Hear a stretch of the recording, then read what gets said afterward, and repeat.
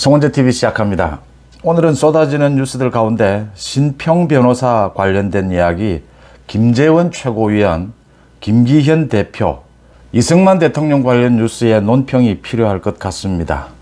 먼저 어젯밤부터 전국적으로 봄비가 내리고 있습니다. 정말 반가운 봄비입니다. 남부 지역으로 봄 가뭄이 굉장히 심한데 그래도 이번 봄비로 좀 해갈이 됐으면 합니다. 이번은 그 벚꽃이 좀 예년과는 정말 많이 다른 모습을 보이고 있습니다. 굉장히 일찍 피기도 했고 또 굉장히 일찍 지고 있습니다. 봄비가 내리면 벚꽃이 지기도 하는데 개나리가 아직 그대로 피어 있는데 벚꽃이 지는 그런 모습을 봤습니다. 먼저 이 신평 변호사에 대해서, 신평 변호사가 윤석열 대통령이 영호남을 쭉 방문을 했죠. 대구 서문시장까지 방문을 했는데 그걸 두고 신평 변호사가 비난을 해서 제가 송원재TV를 통해서 당시에 논평을 했습니다. 이 신평 변호사가 굉장히 부적절하다. 이 주변에서 자기를 윤석열 대통령의 멘토라고 하는데 부인하는 척 하면서 지난 대선 기간 중에는 연락을 자주 했으니까 가까운 사이다는 또 부인하지 않습니다.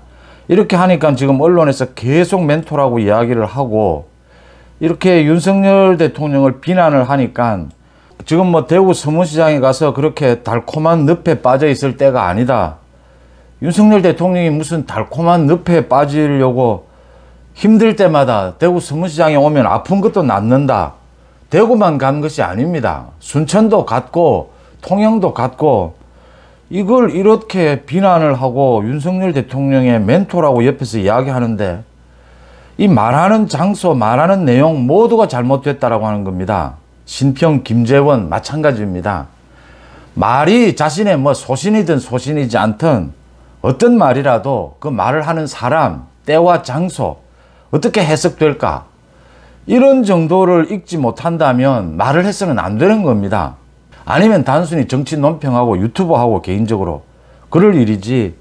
그래서 제가 그때 좀 심하게 논평을 했습니다. 그런데 뒤늦게 이용 국민의힘 의원입니다. 윤석열 대통령의 수행팀장이었죠. 대선 후보 시절에. 페이스북을 통해서 강력하게 신평에 대해서 윤석열 대통령의 멘토도 아니다. 윤석열 대통령은 멘토가 없다. 멘토라는 지위를 내세워서 지금 윤석열 대통령 또 갈라치기를 하고 있다. 아주 따끔하게 질책을 했습니다. 잘한 일이고요. 늦었습니다. 왜냐하면 신평이 이렇게 이야기를 하니까 윤석열 대통령의 멘토 신평이 이런 말을 했다라고 해서 일부 언론에 대대적으로 또 보도를 하게 됩니다. 그래서 즉각 정말 공개적이지 않게 신평에게 경고를 하든지 아니면 공개적으로 경고가 필요하다라고 판단했으면 빨리 대처를 해야 되는 겁니다. 신평이 무슨 멘토며 그 내용도 말이 맞지를 않습니다. 이렇게 이용 의원이 지적을 했습니다. 어제 여기에 대해서 또 신평이 반박을 했는데 대통령도 유권자도 그 누구도 부여하지 않은 멘토 호칭을 내세워 사견을 훈계하듯 발설하고 있다. 이용 의원이 어제 지적한 겁니다. 지금 신평이 윤석열 대통령을 향해서 서문시장을 자주 방문해서 달콤한 늪에 빠져 있다.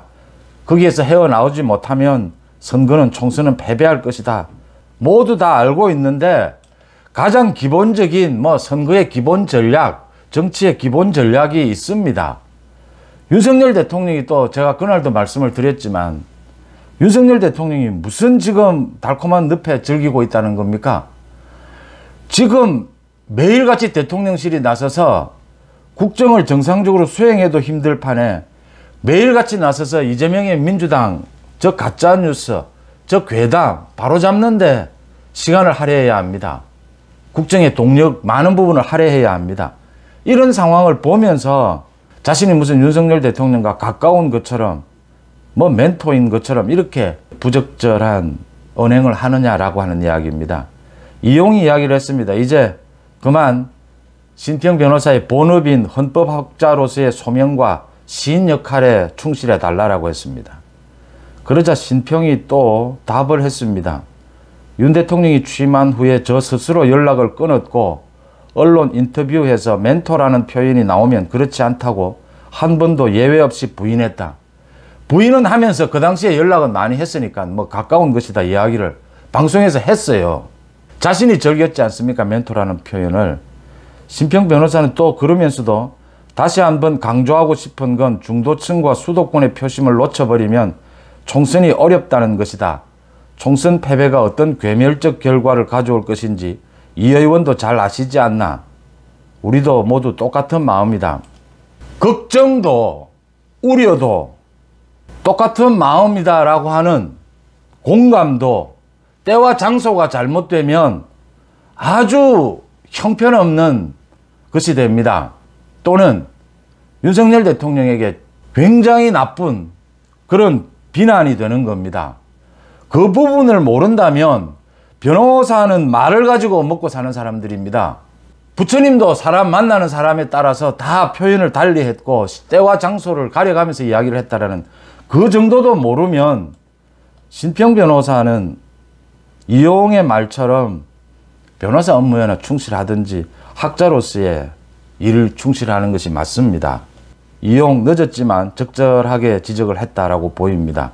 이 선을 그어주지 않으면 계속 일부 언론에서 이 신평의 이 비난을 윤석열 정부 뭐 내부에 균열이 생기고 있는 것처럼 이렇게 계속 이야기를 하는 겁니다.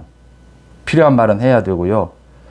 또 때와 장소를 가리지 못하는 김재원이 또 실수를 했습니다. 또 이 뭐 실언이 하도 되풀이 되니까 이 뭐 김재원을 향해서 유튜브나 해라라고 이야기하는데 무슨 뭐 일만 있으면 유튜브를 공격합니다. 뭐 유튜브는 뭐 아무렇게나 해도 되는, 물론 유튜브는 정보의 바다 같은 것이죠. 그래서 유튜브는 뭐 굉장히 좋은 유튜브도 있고 굉장히 질이 낮은 유튜브도 있고 바다니까 다 있는 것이죠. 그래서 이야기하는 것인데 유튜브나 해라 뭐 이런 비판이 나오고 있는데 4.3 초념식에 윤석열 대통령이 불참한 것은 4.3 초념식은 국경일과는 격이 다른 것이었다. 이 지금 제가 계속 말씀을 드립니다. 제 댓글에서도 말씀하시는 분이 계셨는데 김재원이 뭐 5.18에 대해서 한 이야기나 또 전광훈 목사가 하는 이야기나 이야기가 잘못된 건 없지 않느냐. 그럴 수 있습니다. 소신일 수 있습니다. 이야기 내용이 잘못되지 않은 것도 있을 수가 있습니다. 그런데 김재원은 지금 최고위원입니다.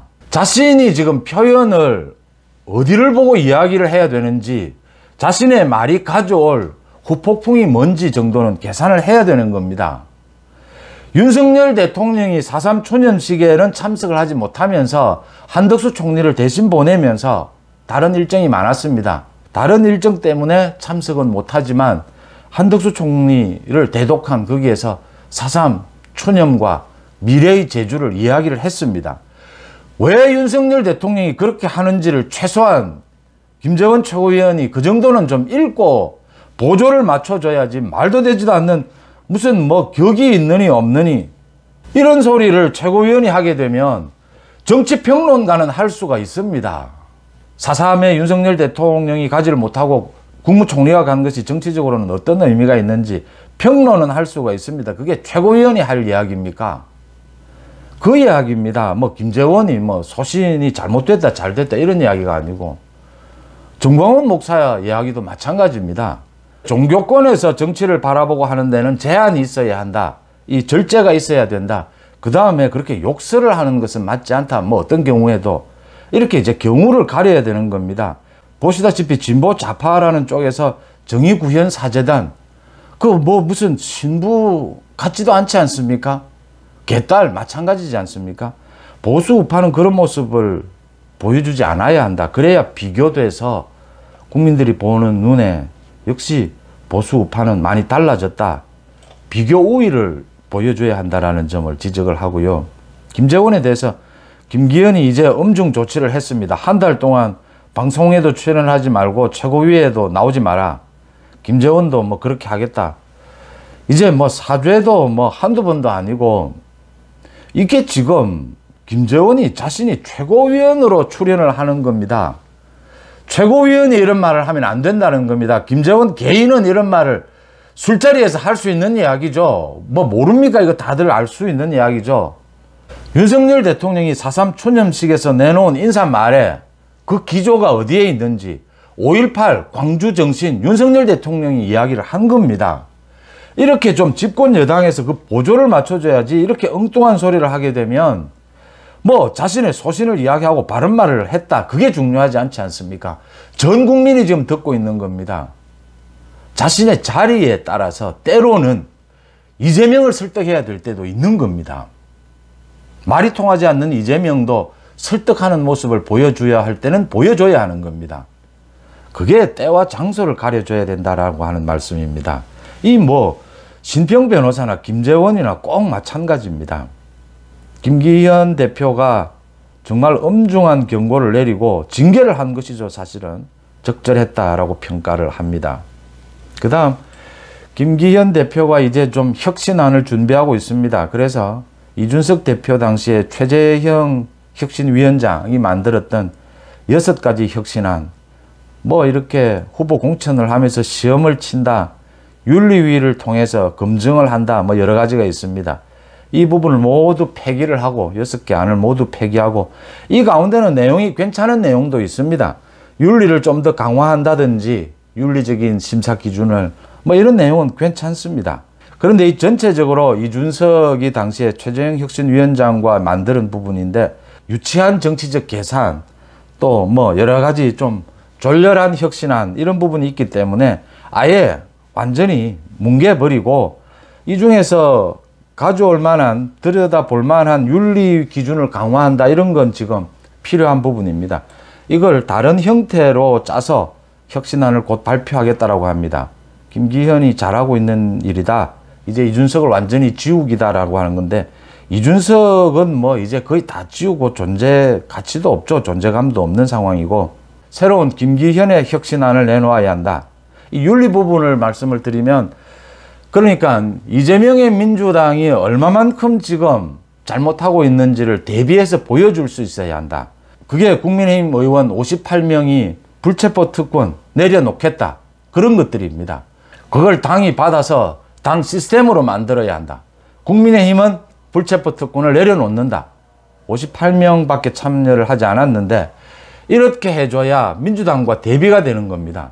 민주당은 뭐 당헌 80조를 자기들 손으로 문재인이 과거에 만들어 놓고 당헌 80조를 아예 무시해버립니다. 부정부패로 기소가 되면 당직을 정지해야 되는 것은 현실적으로도 그게 불가피합니다. 매일 재판을 받으러 가면서 무슨 당대표직을 수행을 합니까? 저렇게 이재명의 민주당은 무시해버립니다. 그럴 때 국민의힘에서는 이런 부분을, 윤리적인 부분을 더 강화를 하면 대비가 된다. 그래서 말씀드린 대로 비교 우위를 보여줄 수 있다. 국민들 앞에서 민주당보다 국민의힘이 저런 부분은 잘하고 있구나 라는 걸 계속 보여줘야 합니다. 그래서 신뢰를 받게 되는 것입니다. 전체적으로 지금 뭐 많은 중도층들이, 많은 중도가 넓어져 있는데 아직 민주당은 아니다라고 하면서도 국민의힘을 지지하지 않는다. 그건 신뢰를 아직 보여주지 못했기 때문입니다. 혁신하는 모습을 보여줘야 하는데 민주당이 아픈 부분, 윤리적인 부분, 불체포 특권을 내려놓겠다, 국회의원들의 특권을 내려놓겠다, 자기 살을 도려내는 이런 개혁들을 해가야 국민들의 박수를 받을 수 있다는 점을 지적을 합니다. 그 다음에 마지막으로 오늘 조선일보에 난 인터뷰입니다. 이승만 전 대통령의 양자조 이인수 씨, 이 이인수 씨가 인터뷰를 했는데 참 기가 막힌 일입니다. 과거에 이게 문제가 됐던 적이 있습니다. 그러니까 1992년에 프란체스카 여사가 돌아가실 때 이승만 대통령과 프란체스카 여사를 이 합장을 하면서 국립현충원에 합장을 하면서 이 묘비를 세우는데 건국 대통령이다라고 하는 서예가인 송천 정학은 선생이 썼다라고 합니다. 건국 대통령 이승만, 건국 대통령이라는 이 말을 묘비명에 썼는데 1998년 김대중 정부가 들어선 이후에 당시 여권에서 반대를 해서 이 비석을 폐기했어야 됐다, 이 묘비를. 그래서 지금은 초대 대통령이 되어 있다. 이 민주당 쪽에서는 지금 건국이라는 말만 나오면 손사래를 치고 나서는데, 그러니까 1948년 우리의 건국을 폄하하고 1919년 임시정부로 정통성을 이어가자, 민주당이 지금 이런 어거지에 따라서 당시 김대중 정부가 들어선 뒤에 건국 대통령, 이 당연한 이 묘비를 폐기했어야 됐다. 그래서 이 이인수 씨가 자신이 모든 책임을 질 테니까 땅에 묻어두었다라고 합니다. 그 묘석을 땅에 지금 묻어놨다라고 합니다. 그래서 지금 이승만 대통령에 대한 기념관도 세운다. 윤석열 정부 들어서 이승만 정부에 대한, 이승만 대통령에 대한 재평가가 일어나고 있어서 반갑다라고 하면서 여전히 조심스럽긴 하지만 오는 7월 19일 이승만 대통령에 대한 58주기 추모식 때입니다. 이때는 이 비석을, 이 묻어놓은 비석이 세상에 다시 나올 수 있기를 희망한다라고 했습니다. 참 기가 찬 일입니다. 건국 대통령이라고 적은 이 묘비를 폐기해야 돼서 그걸 땅에 묻어두었다. 대신 초대 대통령이라고 썼다. 건국이라는 이름만 나오면 지금 뭐 그 이후에 계속 그랬습니다. 문재인 정부 때도. 이 건국절 논쟁이 그것이지 않습니까? 그 묘비를 사용하지 못하고 세워놓지 못하고 땅에 묻어두었다. 기가 찰 일입니다. 바로잡아야 할 일이고, 이게 이런 묘나 묘비 이런 부분들은 뭐 아무렇게나 이렇게 다시 세우고 이럴 수 있는 부분은 아닌 것으로 제가 압니다. 7월 19일이 가능하다면 그날이 좋을 것 같습니다. 이승만 대통령에 대한 추모식 때 다시 땅에서 묻어놓은 이 묘비를 다시 세울 수 있기를 당연히 세워야 한다. 이렇게 봅니다. 송은재TV 마칩니다. 고맙습니다.